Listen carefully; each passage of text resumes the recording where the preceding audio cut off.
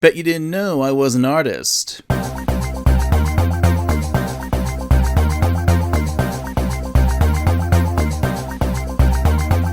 Okay, maybe not the best, but I've been scribbling for years. My avatar, my banner, my thumbnails, all me, baby. Why? Because I'm a broke YouTuber, that's why. Today we're diving into character designs, what makes them pop, what makes them flop, and why they matter. And yeah, I see you clicking for that Helliverse thumbnail, guilty as charged here. Look, here's the deal. A design I dislike isn't automatically bad. It's all about the context. Does the look fit the character's role, job, setting, or story? We're gonna break some of the iconic designs from the series on screen. No major spoilers, hopefully, but quick heads up for minor ones. And these are the 5 elements I'm going to use to judging these designs: setting, purpose, species/cultural identity, distinctive features, and visual style. I've got my biases. Longtime fans might have guessed them, but expect some surprises. With that said, welcome to hell! when designing characters, the setting is your greatest foundation. You've heard the joke about a sports car in medieval times? Yeah, it sticks out like a sore thumb. Hilarious, but jarring. Great character designs either blend into their world or deliberately clash to make a point. Take the setting of Devil May Cry 3. The game's world is a gritty urban city with dive bars and strip clubs, but most of the game takes place in the tower called the Tema Negru, a gothic place packed with ancient machinery, grotesque demonic motifs, and a muted palette of greys, blacks, and blood reds. Into this dusty crypt struts Dante, a white-haired demon slayer in a blazing red trench coat with a love of pizza. That vibrant color and modern leather punk vibes scream rebellion against the tower's oppressive gloom. It's like a visual middle finger to the gothic setting, making Dante a beacon of defiance in the demonic world. And that's kind of the point. Dante's design acts as a counter with the vibrant colors and modern flair up against the grotesque demonic motifs that have these muted grays and blacks. Meanwhile, his brother Virgil with his sleek blue coat plays a subtler role. His cool tones cutting through the tower's warm, bloody hues. Both use a bold color scheme and modern flair to pop against the ancient horror, tying their designs to the game's theme of defiance. And we'll be revisiting Dante later, so stay tuned. It's not that hard to really do with that sort of color theory. And with Devil May Cry 3, while it can have its subtle moments, it does manage to really push design elements like a sword through the chest. Now let's trade one hell for another, with Hazbin Hotel. Hell's Pentagram City is a chaotic, neon-soaked mess of sinners and demons running amok. Think garish signs, clashing colors, and pure disorder. Amidst this madness stands Charlie Morningstar, rocking a tailored red suit and rosy cheeks like she's auditioning for a Broadway show.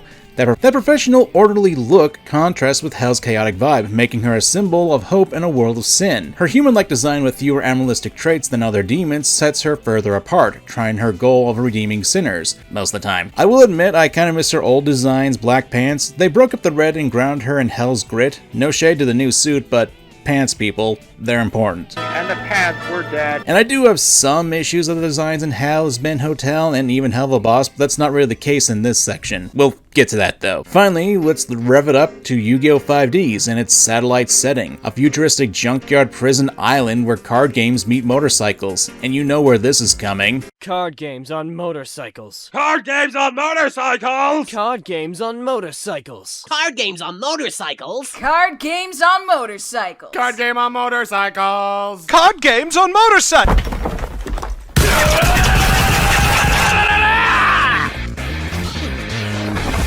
Man, these jokes and memes are fossils now, must be getting old. In a world where dueling drives the economy and culture, fusing card games with high-speed racing makes sense, especially with the autopilot D-wheels. Yusei Fudo, Satellite's resident mechanic duelist, is what I think is a great example of having the setting define your character design. His blue jacket, sturdy boots, and gloves are built for riding, with an orange circles on his shoulder, knees, and elbows acting as stylized crash pads to protect him in a case of a wipeout. Well, most of the time. The leather screams durability, perfect for a dystopian biker duelist. But, what about his hair? His spiky hair that looks like an emperor penguin? Pure Yu-Gi-Oh! Tradition, because who needs normal hair when Yugi's rocking a starfish? You gonna tell me people walk around with the starfish hair that Yugi has? If only the world was that perfect. Yusei's design blends the satellite gritty mechanical vibe with the flashy flair of a dueling hero, making it both practical and iconic, especially for Yu-Gi-Oh! But the point here I'm making is that the settings shape the characters to either fit or fight their world. Dante's red coat rebels against the Temenegru's gloom, Charlie's suit brings order to Hell's chaos, and Yusei's gear screams biker duelist in Satellite's dystopia. You need to use the setting to make your characters pop, whether they blend in or flip the script.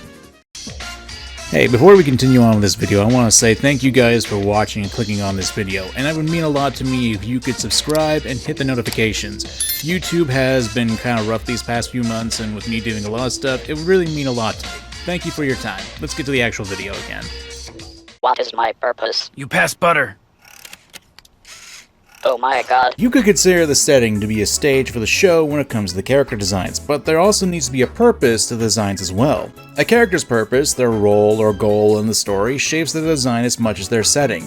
A warrior's armor reflects their duty to fight, just as a scholar's robe suggests knowledge, or if you're dressed like a bum, people might consider you a YouTuber. When purpose drives design, every detail from clothing to accessories tells a story about what the character stands for.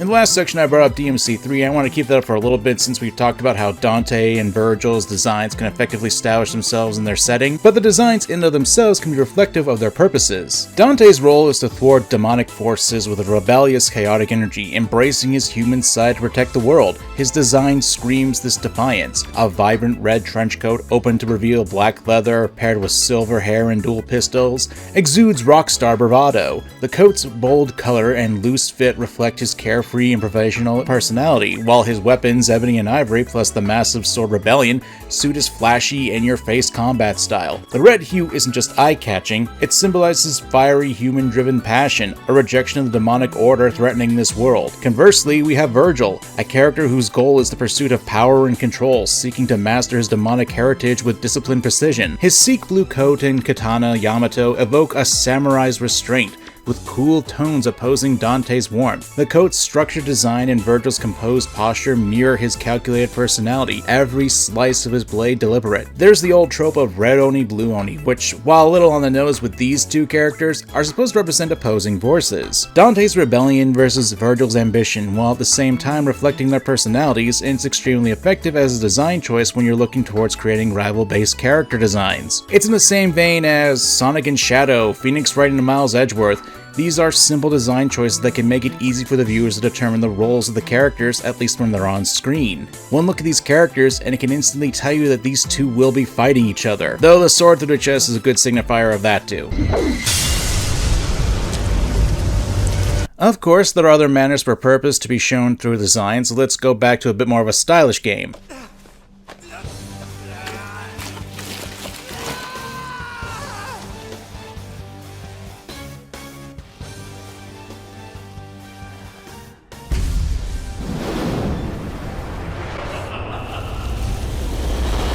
Persona 5 is a game that I really like a lot. Hell, I even went so far to make a multi-hour long refutation about it a few years ago, but even looking today, the game just oozes with personality and unique flair to it, and even more so with the character designs. There are a lot of fun things to talk about with them, especially with the purposes being used here, but I think for the sake of avoiding spoilers and going for the most recognizable character, we'll go with the guy who got into Smash, Joker. As the leader of the Phantom Thieves of Hearts, this character has a lot of representation in his core design. The first thing to really consider is his feat attire. Obviously, there's a long line of noble thieves in the world of fiction, such as Arsène Lupin. Oddly enough, yeah, that one actually counts. More specifically, the gentlemanly thieves. These characters typically outwit the elite with intellect and charm, and demand a design of elegance and defiance at the same time. Joker's black trench coat with sharp lines, red gloves, and angular mask blend sophistication with rebellion. The red accents signal a resistance against a corrupt world. Of course, the real star of the design is the mask. Typically, when it comes to masks, they have a lot of symbology to them. More often than not, it's tied to the idea of identity, a central theme to the Persona series as a whole. In the case of Persona 5, the masks represent the facade that society forces upon the characters, suppressing their true selves. In the case of Joker, he's a young man who's been accused of a crime he did not commit, and was essentially thrown to the wolves, forced to be a criminal and leave his home. So whenever a party member rips off their mask for the first time, it's an act of awakening, unleashing their persona and embracing the rebellious spirit that's within. The moment where blood streaks as the mask tears away, it symbolizes the rejection of societal chains. And since we're talking about the Persona series, we should talk about Arsene,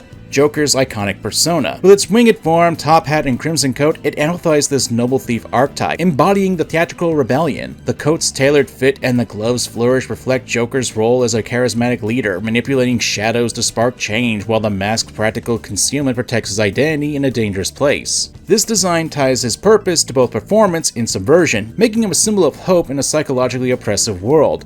So when you look at a design, it should have some level of purpose to it, whether it be practical or thematic. It's why when you look at cyberpunk edge runners, specifically David Martinez, his design really fits with the purpose that he has to rise above the corporate brutality while honoring his mother, whose death drives him. It's symbolized by the yellow EMT jacket that he wears, acting as a reminder of what he's fighting for and never to forget his mother. It also just really stands out since yellow is a pretty loud color and draws people's attention to David when he's on screen. It also acts as a bit of a counter to the other design elements to him, like his hair, which has all this defiant design to it where it shows his personal history of being a troublesome kid, but the jacket acts as a protective embrace from his mother like she's watching out for him. In that regard, there are a lot of reasons and ways to justify a character's design choice. Though it's not a problem to have some superfluous design elements, it's always a time and a place. It'd be like putting earrings on a character who has no ears. Like, it just feels weird to put those there, you know? As I reveal my giant monkey form. Thank God, I thought he meant penis! Before we begin this section, when I'm talking about species, I'm more or less talking about uniformity and how you can still be unique with them. Think stuff like Dragonborns, Tabaxi, or alien races and demons, that kind of thing. Sometimes you'll see stuff like little green men, or there's a lot more regularity to be shown, but in reality that's not how it really goes. While some species will have similar traits and extremities, there will be notable differences. For this one I'd like to focus on Kamen Rider Gav and Halval Boss, more specifically the Grand Utes, and for the purposes of this video, the Hellhounds. To make a long story short, Grand Utes are an alien race in Kamen Rider Gav and are the main antagonists of the series. Now if my editor is doing this right, you'll be seeing a fair bit of different designs for them. You've mostly got animal-based designs, stuff like hounds, crocodiles, or crabs.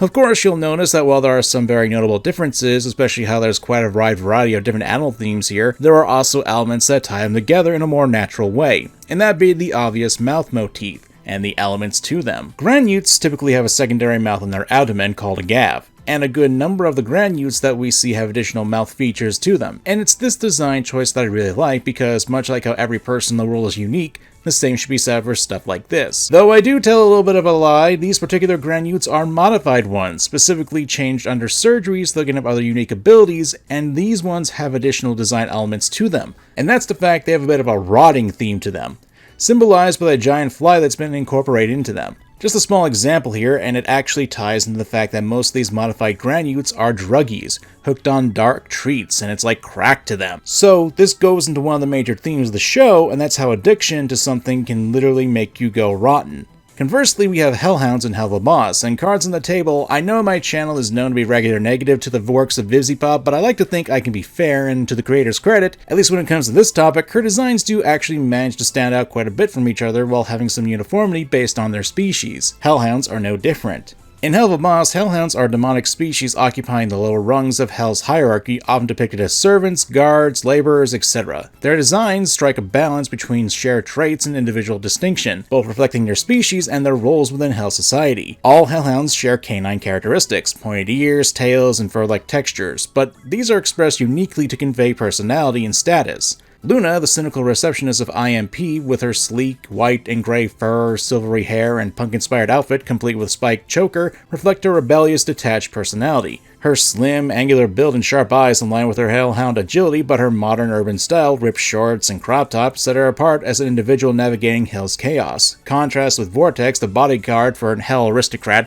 His bulkier frame and darker fur emphasize his role as a protector with a more grounded professional demeanor. The canine traits, the muzzle, claws, tail, unifying them as hellhounds, but their designs diverge to reflect their distinct purposes. And of course, there are several other background characters that we see throughout the series that demonstrate this as well, each having their own unique designs most of the time. This individuality within uniformity extends to their cultural identity in Hell. Hellhounds are often marginalized, seen as lesser demons, which inform their design's rugged practical elements. Thematically, Hellhound's design and Hell the Boss explore the tension between conformity and rebellion. Their canine uniformity grounds them in Hell's rigid caste system, but their individual elements, Luna's punk aesthetic, Vortex's gear, they suggest resistance to being defined solely by their species. Tying back to Kamen Rider Gav, the Granute's abdominal Gav mouths unify them as an alien race, but their animalistic variations and their rotting fly motifs for modified part-timers reflect their individual struggles, particularly in addiction to dark treats. To me, both series use species traits to establish a cohesive identity, Granutes as predatory aliens, Hellhounds as Hell's underdogs, while allowing unique design elements to convey personal narratives from addiction to defiance. Species and cultural identity define a character's design by balancing shared traits with unique expressions. The Granutes in Kamen Rider Grav use their abdominal mouths as animalistic forms to unify their alien nature, while fly motifs and varied design reflect their corruption and individuality. In a sense, the same can be said for Hellhounds. When designing characters and using species to ground them in the world rules, but you have to remember that their individual details tell their story, ensuring their role and identity resonate through every element, especially if you have different kinds of species walking around in your world.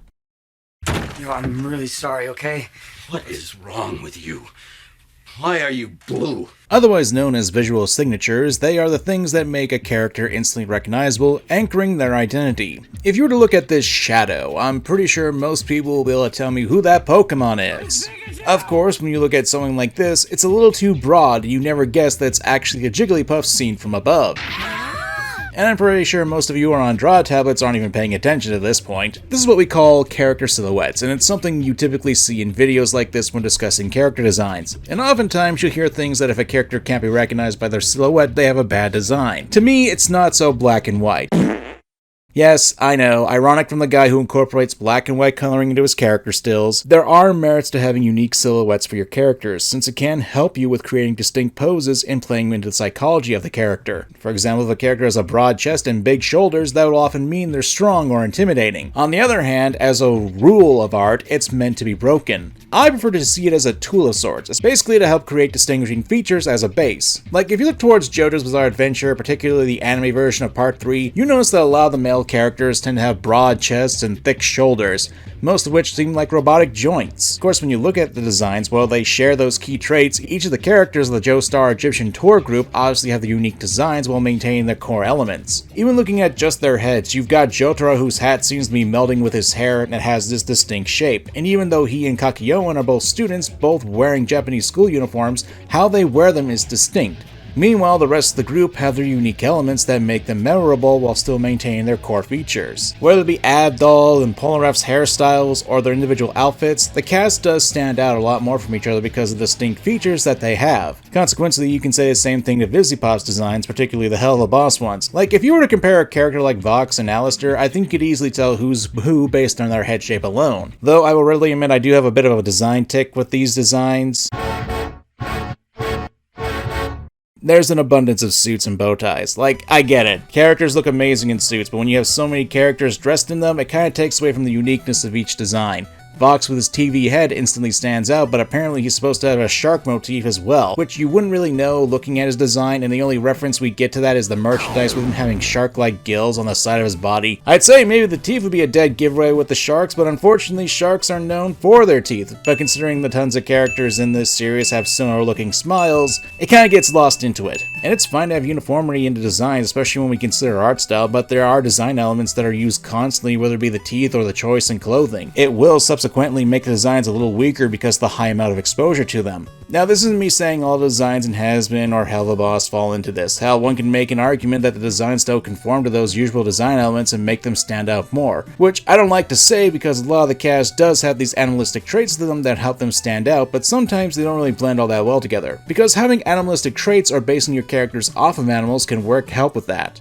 Going way back in time, the Sly Cooper series did a really good job with this, incorporating species traits to craft a distinctive silhouette and features, particularly with the titular character, Sly Cooper. As a raccoon and master thief, Sly's design hinges on his species' natural traits, stealth, agility, and cunning, which are reflected in his visual signatures. His bushy ringtail and pointy ears create a sleek, recognizable silhouette that practically yells thief even from a distance, tapping into the raccoon's folklore reputation as a sneaky scavenger. Granted, like I said before, these are only guidelines when it comes to crafting distinct features. Whether it be a silhouette or the details, these guidelines are meant to be broken because there isn't any set rule in art in that regard. But by that same token, you should at least strive to have every major— Now let's see how it looks so far.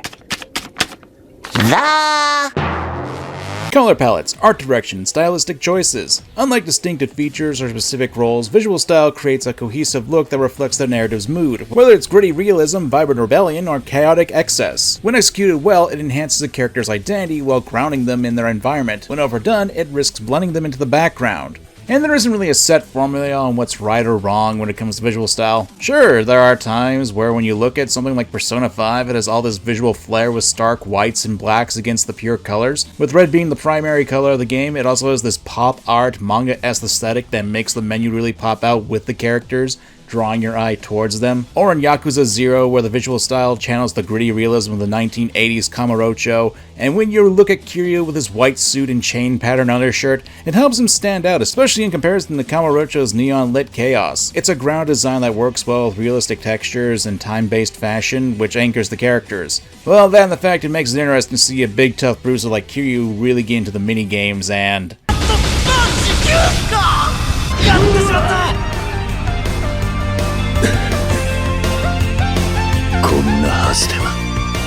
Of course, when you look at more colorful aspects of Yakuza, it really does encompass the time frame, with the late 80s. I mean, discos are still a thing in this world.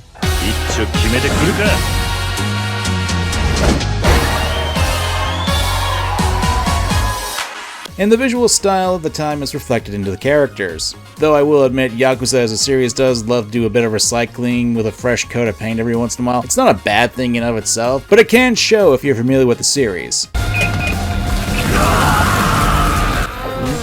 Yummy. Don't get me wrong, I love the Yakuza series, but it does have a bit of a blending and recycling problem going on. It plays with it masterfully though, and experimented with its style and assets in the past, which can greatly accentuate the character designs.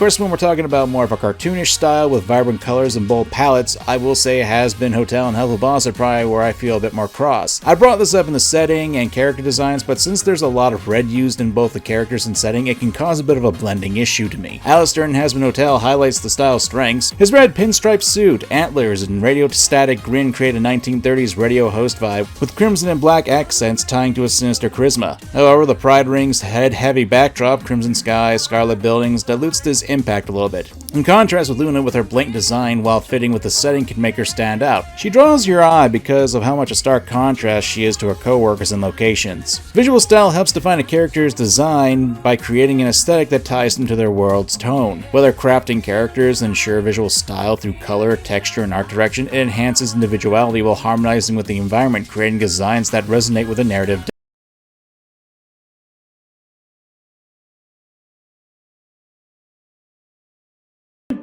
Of course, you have to take everything I said with a grain of salt. Not because I don't think I have some experience, but mainly because I have my biases and my own thoughts when it comes to art and specifically character designs. This is all subjective, and I'm sure there are going to be people out there who are going to disagree with my stances on it, and that's perfectly fine. Everyone will have their own thoughts on what makes a great character design, and these are just the things I consider when I look at them. And that doesn't mean I'll always hate or love a design. Hell, look at Kamen Rider Gav.